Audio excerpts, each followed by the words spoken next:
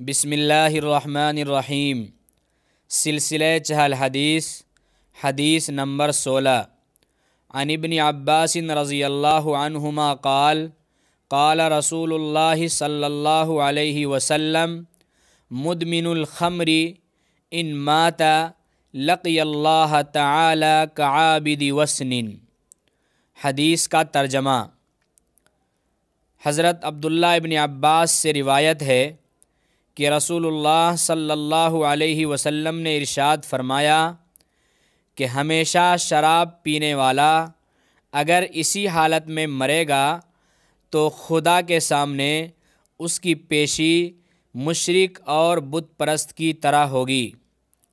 حدیث کا مطلب، شراب کی حرمت قرآن و حدیث سے ثابت ہے، اور شراب چونکہ ام الخبائث ہے، اس لیے جناب رسول اللہ صلی اللہ علیہ وسلم نے شراب نوشی اور ہر نشہ آور چیز پر سخت احکامات بیان فرمائے ہیں۔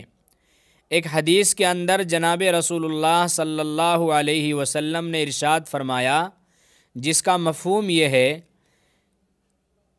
کہ جس چیز کے کھانے پینے سے نشہ پیدا ہو اور نماز جیسی چیز سے غفلت ہو جائے، وہ شریعت میں ممنوع اور ناجائز ہے۔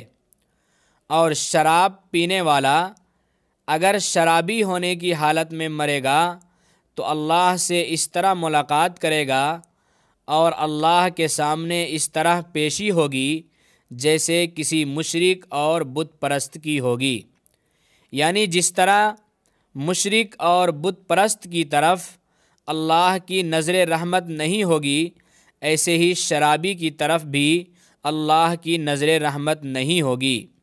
لہٰذا شراب اور ہر نشہ آور چیز سے ہمیں بچنا چاہیے۔